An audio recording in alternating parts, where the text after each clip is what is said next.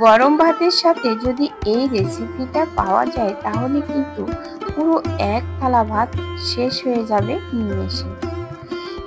দেখুন তো কত সুন্দর দেখাচ্ছে।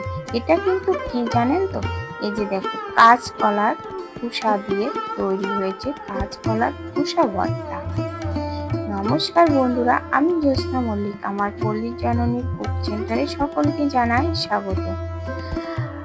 এই যে দেখো আমি এখানে চাউল ধুয়ে নিচ্ছি।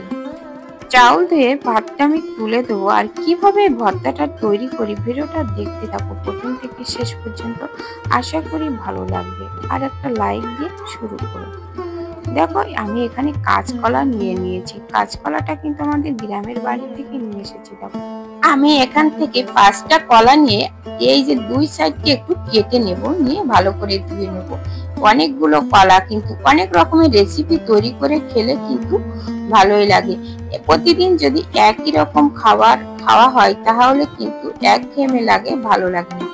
তাই অনেক রকমের ভাবে খাওয়া যায়। দেখো এর খোসা থেকে শ্বাসটা সবই কিন্তু খাওয়া যায়, কোনো কিছুই বাদ যায় না। আজকে আমি এই খোসা দিয়ে রেসিপি দেখাবো। দেখো ভালো করে ধুয়ে নিলাম, নিয়ে এবার আমি ভাতের ভিতরে দিয়ে দেব। এই ভাতের ভিতরে দিয়ে দিলাম। একটু বেশি জল দিলে কিন্তু ভাতের কালারটা কিন্তু নষ্ট হয় না, একটু যদি মারটা যদি একটু ফেলে দেওয়া হয়। দেখো সিদ্ধ হয়ে গেছে, ভাতের কিন্তু কোনো কালার নষ্ট হয়নি। যে জল দিতে হয় তার থেকে একটু বেশি জল দিয়ে মারটা ফেলে দিতে হবে, তাহলে ভাতের কালারটা কিন্তু নষ্ট হবে না। এই যে দেখো সব কলাগুলো তুলে নিয়ে একটু ঠান্ডা করে এর খোসাটা বেছে নিতে হবে। একেবারে পাকা কলার খোসার মতো খোসা উঠে যাবে। অনেকে কিন্তু এই কাঁচা কলার খোসা খেতে জানে না যে এতে কত গুণাবলী আছে। অনেক গুণাবলী আছে এই কাঁচা কলার খোসাতে, আর খেতেও কিন্তু খুব সুস্বাদু। এটা পেট পরিষ্কার রাখে, কোষ্ঠকাঠিন্য দূর করে, ত্বকের উজ্জ্বলতা আনে, বয়সের ছাপ কমায়। এই খোসা রক্তে শর্করার মাত্রা নিয়ন্ত্রণ রাখতে সাহায্য করে। তাছাড়া খোসায় রয়েছে ফ্যাট কমানোর উপাদান বা পেট ভরা রাখে অনেকক্ষণ।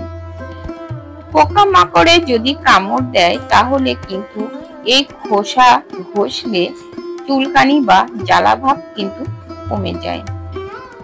এই যে খোসাটা ছাড়িয়ে নিয়েছি, এইবার দেখো কড়াইতে তেল দিয়ে দিলাম, সরিষার তেল দিয়ে আমি একটু তেলটা গরম করে নেব। সরিষার তেল দিলে কিন্তু একটা গ্যাজা হয়, এই গ্যাজাটা যখন মরে যায় তখন বুঝতে হয় তেলটা হয়ে গেছে। এবার দিয়ে দিলাম শুকনো লঙ্কা। আমি 4টে শুকনো লঙ্কা দিয়ে একটু ভেজে তুলে নেব। শুকনো লঙ্কাগুলো ভেজে তুলে নিলাম। এবার এই তেলের ভিতরে আমি দিয়ে দেব একটু কালো জিরে, সামান্য একটু কালো জিরে দেব।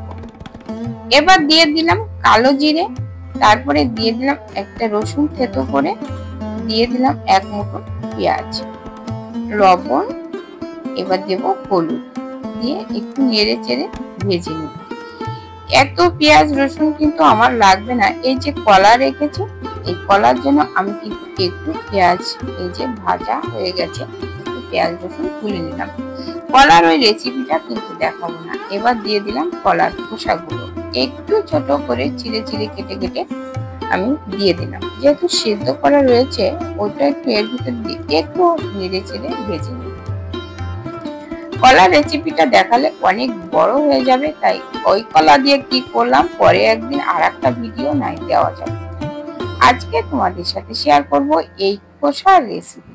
কিভাবে খোসাটা আমি ভর্তা তৈরি করি সেই রেসিপিটা তোমাদের সাথে শেয়ার করছি। এবার দেখো ভালো করে ভেজে নিয়ে আমি এবার তুলে নেব শিলপাটাতে। কিন্তু তার আগে দেখো আমি কি কি বাটনা দিয়ে সাথে নিয়েছি। গোটা জিরে আর নিয়েছি সরিষা, কালো সরিষা নিয়েছি, আর নিয়েছি কাঁচা লঙ্কা। এই মশলাগুলো আগে বেটে নেব ভালো করে। বেটে নিয়ে তারপরে যে খোসাগুলো সব বেটে নিলাম, নিয়ে যে দেখো আমার কিন্তু বাটা কমপ্লিট হয়ে গেছে।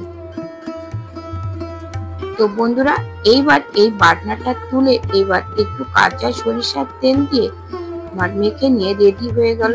বন্ধুরা, আজকের ভিডিওটা কেমন লেগেছে অবশ্যই একটা কমেন্ট করে জানিও, আর একটা লাইক করে দিও। নতুন বন্ধুরা আমার চ্যানেলটাকে সাবস্ক্রাইব করে পাশে থাকা বেল আইকনটিতে ক্লিক করে রেখো, তাহলে পরবর্তী ভিডিও আপলোড হলে নোটিফিকেশন অতি সহজে পৌঁছে যাবে।